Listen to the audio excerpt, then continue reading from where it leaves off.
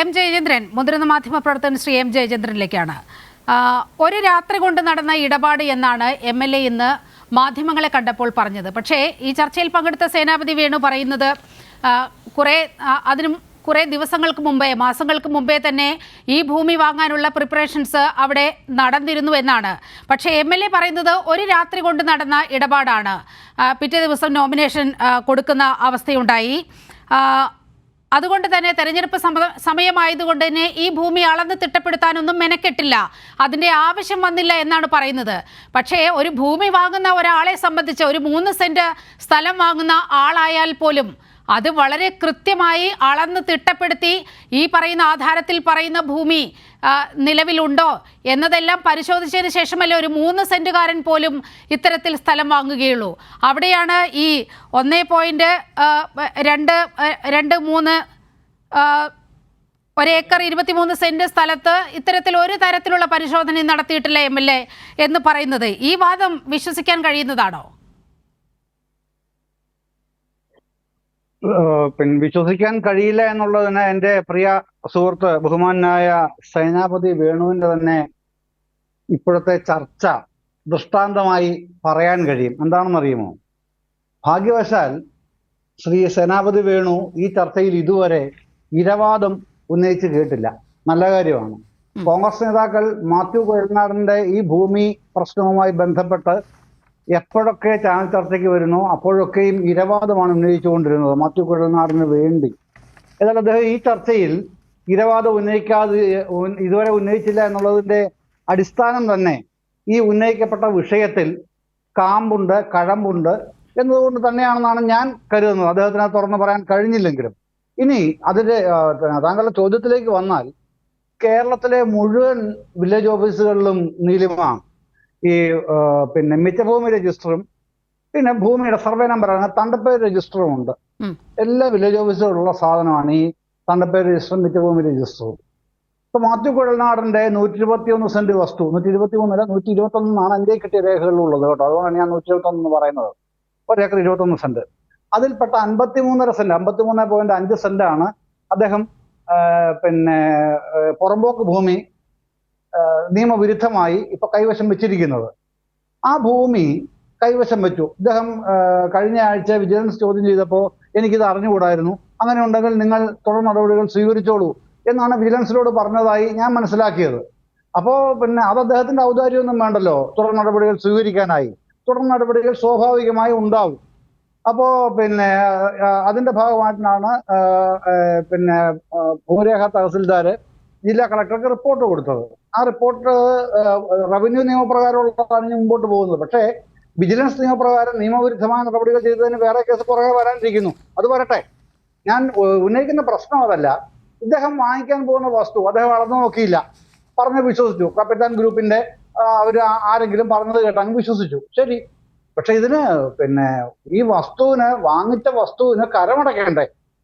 കരമടയ്ക്കുമ്പോ ഇത് panchayat CPM ഭരിച്ചാലും CPI ഭരിച്ചാലും Congress ഭരിച്ചാലും panchayat ഓഫീസിൽ ചെന്നല്ലല്ലോ കരമടയ്ക്കുന്നത്. കരമടയ്ക്കണമെങ്കിൽ ജില്ലാ കളക്ടർ ഓഫീസിലോ താലൂക്ക് ഓഫീസിലോ ചെല്ലാനും കഴിയില്ല, അതിന് വില്ലേജ് ഓഫീസിൽ തന്നെ ചെല്ലണം. വില്ലേജ് ഓഫീസിൽ നിന്ന് കരമടയ്ക്കാൻ ചെല്ലുമ്പോൾ അവിടെ ഇരിക്കുന്ന ഉദ്യോഗസ്ഥന്മാർ സ്വാഭാവികമായി തണ്ടപ്പേര് രജിസ്റ്റർ നോക്കുമല്ലോ. തണ്ടപ്പേര് നോക്കുമ്പോഴേക്ക് എന്താണ് സംഭവം? ഇത് മിറ്റഭൂമിയായിട്ട് 53.5 സെന്റ് മാറ്റിയിട്ടിട്ടുണ്ട്. അത് ആ ഭൂമി കാണാതെ അവിടെ മാർക്ക് ചെയ്തിരിക്കുന്നത് നിസ്സാരമായിട്ട് തള്ളിക്കളയാൻ ആർക്കെങ്കിലും സാധിക്കുന്നുണ്ടോ എന്നുള്ളത് ഇനി അടുത്ത് വരാൻ പോകുന്ന പ്രശ്നമാണ്. അവിടെ ബന്ധപ്പെട്ട വില്ലേജ് അധികൃതർ ആരൊക്കെയാണോ അവരൊക്കെ മറുപടി പറയേണ്ടി വരുന്ന അവസ്ഥ ഇനി ഉണ്ടാവും. കാര്യം നിയമവിരുദ്ധമായൊരു വലിയ തട്ടിപ്പിന് ഈ MLAക്ക് വേണ്ടി കൂട്ടുനിൽക്കുകയാണ് അവർ ചെയ്തത്. MLAയുടെ സ്ഥാനം പോകുമോ ഇല്ലയോ എന്ന ചർച്ചയിലേക്ക് ഇനി നമ്മൾ സ്വാഭാവികമായും വരും. അപ്പൊ ഇത്തരം കാര്യങ്ങൾ വരുമ്പോ കേരളത്തിലെ ഫോർത്ത് എസ്റ്റേറ്റ് എന്താണ് ചെയ്യുന്നത്? എനിക്കതാണ് എന്നെ സംബന്ധിച്ച് ഉത്കണ്ഠയുള്ള പ്രധാനപ്പെട്ട ഒരു കാര്യം എന്ന് പറയുന്നത്. മാധ്യമങ്ങൾ എന്തായിരുന്നു എങ്ങനെയായിരുന്നു മാത്യു കുഴൽനാടൻ MLAയെ വെള്ളപൂശാൻ വേണ്ടി അദ്ദേഹത്തിന്റെ ഒരു പത്രസമ്മേളനം, മുഖ്യമന്ത്രി പിണറായി വിജയന്റെ മാധ്യമ സമ്മേളനം പോലും മുഴുവൻ കൊടുക്കാത്ത മാധ്യമങ്ങൾ ഒരു MLAയുടെ ഇതുമായി ബന്ധപ്പെട്ട വാർത്താ സമ്മേളനങ്ങൾ ഫുൾ ടൈം കവറേജ് ആയിരുന്നു കൊടുത്തത്. എന്നിട്ടോ അദ്ദേഹം പറയുന്നതെല്ലാം വീണ്ടും വീണ്ടും രാത്രി ചർച്ചകളിലും അത് തന്നെ ആവർത്തിക്കുന്ന മറ്റ് വ്യാഖ്യാതാക്കൾ അതിനെല്ലാം കൈയടിച്ച് മാത്യു കുഴൽനാടന് ഓക്കെ പാസ്സാക്കുന്ന രീതിയിലുള്ള ചർച്ചകളുമായിരുന്നു.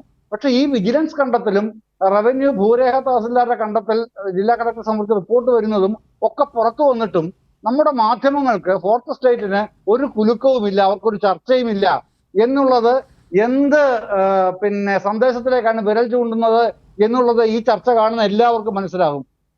വ്യക്തമായും ഈ അഴിമതി നിയമവിരുദ്ധമായ പ്രവൃത്തി പുറത്തു വന്നപ്പോൾ ഇദ്ദേഹത്തെ തുണച്ചിരുന്ന മാധ്യമങ്ങളെല്ലാം വെള്ളം തൊടാതെ ആ വസ്തുത മറച്ചു പിടിക്കാൻ, അത് പറയാതിരിക്കാൻ ഉള്ള തന്ത്രങ്ങളാണ് ആവിഷ്കരിക്കുന്നത് എന്നുള്ളതാണ് ഏറ്റവും പരിതാപകരമായ ഫോർത്ത് എസ്റ്റേറ്റിന്റെ ഇന്നത്തെ കേരളത്തിലെ അവസ്ഥ കാണിക്കുന്നത്. അതാണ് ഏറ്റവും പ്രധാനമായിട്ടുള്ള കാര്യം. ഇനി രണ്ടാമത്തെ പ്രശ്നം, ഇത് ഇവിടം കൊണ്ട് തീരുന്നതല്ല നീലിമ. ഈ 53 സെന്റിന്റെ പ്രശ്നം മാത്രമല്ല, ഒട്ടേറെ ഫ്രോഡുലൻസ് ഈ നടപടിയുമായി ബന്ധപ്പെട്ട് വന്നിട്ടുണ്ട്. ഇത് ആ ഫ്രോഡുലൻസ് എന്ന് പറയുന്നത് ഞാൻ ഈ സൂചിപ്പിച്ചതുപോലെ 53 സെന്റിന്റെ മാത്രമല്ല, ഈ വസ്തുവിന്റെ ഇടപാടിൽ ഉടനീളം അദ്ദേഹത്തിന്റെ, അതായത് 19/3/2021 ഇലക്ഷൻ കമ്മീഷൻ ഓഫ് ഇന്ത്യയിൽ ഇദ്ദേഹത്തിന്റെ നാമനിർദ്ദേശ പത്രിക സമർപ്പിക്കുന്നത്, തെരഞ്ഞെടുപ്പ് നോമിനേഷൻ സമർപ്പിക്കുന്നത്. അതിന്റെ തൊട്ട് തലേ ദിവസം 2021 മാർച്ച് മാസം 18-ാം തീയതിയാണ് ഈ പരിപാടി നടക്കുന്നത്, ആധാർ നടക്കുന്നത്. 20 എന്നൊക്കെ പറയുമ്പോ ശ്രീ മാത്യു കുഴൽനാടൻ എന്റെ വസ്തുവിന്റെ ആധാരം ഏർപ്പാടൊക്കെ നടക്കുന്നത് 2020 എന്റെ പ്രിയ സ്നേഹിതൻ സേനാപതി വേണു പറയുമ്പോ അദ്ദേഹം വിട്ടുപോകുന്ന അല്ലെങ്കിൽ ബോധപൂർവം പറയേണ്ടെന്ന് വെച്ച കാര്യം ഇതാണ്. ആയിക്കോട്ടെ, ഓക്കെ, കച്ചവടം എന്നാണ് താങ്കൾ പറഞ്ഞെങ്കിൽ അത് ഓക്കെ. പക്ഷേ ഈ ഏർപ്പാടുണ്ടാവുന്നത്, ആധാരം നടക്കുന്നത് തെരഞ്ഞെടുപ്പ് കമ്മീഷന് നോമിനേഷൻ കൊടുക്കുന്നത് തൊട്ട് തലേ ദിവസമായ 18/3/2021 പിറ്റേ ദിവസം കൊടുക്കുന്ന എന്താണ്, അതിന്റെ കൃത്യം കണക്കുകളെല്ലാം ഞാൻ എടുത്തു വെച്ചിട്ടുണ്ട്. കുറെ അദ്ദേഹം ചോദിച്ചല്ലോ അവിടെ പോയിട്ടുണ്ടോ എന്ന്. ഞാൻ അവിടെ കാണാൻ വന്നിട്ടുണ്ട് കേട്ടോ, ശ്രീ സേനാപതി വേണു, കണ്ടിട്ടുമുണ്ട്. ഇത് അല്ല ഇത് കാണാൻ വേണ്ടി തന്നെയാണ് പോയത്. ഈ കയ്യേറ്റം ഒരു MLA നടത്തുമ്പോൾ ഏറ്റവും വിശുദ്ധ പദവിയിൽ കോൺഗ്രസ് നേതാക്കൾ പ്രതിഷ്ഠിച്ചിരിക്കുന്ന MLA ആണല്ലോ. അതുകൊണ്ട് തന്നെയാണ് ഞാൻ എന്റെ പോക്കറ്റിൽ നിന്ന് കാശ് മുടക്കി അവിടം വരെ 6 മണിക്കൂർ വേണം എനിക്ക് അവിടെ എത്തണമെങ്കിൽ ചെന്ന് കണ്ട് തിരിച്ചു വന്നത്. അപ്പൊ അവിടെ അത് മറ്റൊരു കാര്യം. പക്ഷെ ഇവിടെ എത്രയാണ് 1.92 കോടിക്ക് ആണല്ലോ രജിസ്ട്രേഷൻ നടത്തിയത്. ഈ രജിസ്ട്രേഷൻ നടത്താൻ പറ്റിയ ഈ വസ്തു, അതൊരു കാര്യം. മറ്റു പ്രധാനപ്പെട്ട ചില കാര്യങ്ങൾ ഉള്ള എന്താണ്, അത് മറ്റു പ്രധാനപ്പെട്ട കാര്യങ്ങൾ പറഞ്ഞാൽ നീലിമ അന്തം വിട്ടു പോകും. എന്താണെന്നറിയുമോ, 65 ലക്ഷം രൂപ ഈ മാത്യു കുഴൽനാടന്റെ പേരിലും ഭാര്യയുടെ പേരിൽ 35 ലക്ഷത്തിൽ താഴെയുമുള്ള വരുമാനമാണ് 2016 മുതൽ 2021 വരുമാനമായി അദ്ദേഹത്തിന്റെ അഫിഡവിറ്റിൽ കാണിച്ചിരിക്കുന്നത്. അപ്പൊ ഇതെവിടുന്നാണ്? പിന്നെ വേറൊന്ന്, അത് പറയാതെ പോകാൻ കഴിയില്ല. വിശദാംശങ്ങളിലേക്കൊന്നും ഞാൻ പോകുന്നില്ല കേട്ടോ. ഈ കരിയർ ഡെവലപ്മെന്റ് പ്രോഗ്രാമുമായി ബന്ധപ്പെട്ട് വിദേശത്ത് ഒരു നിക്ഷേപം ഉണ്ടല്ലോ, UAE-യുടെ UAE-യിലെ ഒരു പ്രദേശത്താണ് 9 കോടി രൂപ നിക്ഷേപം എന്നാണ് പറയപ്പെടുന്നത്. തെളിവുകളൊക്കെ ആവശ്യമുള്ള സമയത്ത് ബന്ധപ്പെട്ടവരെല്ലാം അത് തപ്പിയെടുത്ത് വെച്ചിട്ടുണ്ട്, അത് കൊടുക്കുമായിരിക്കും.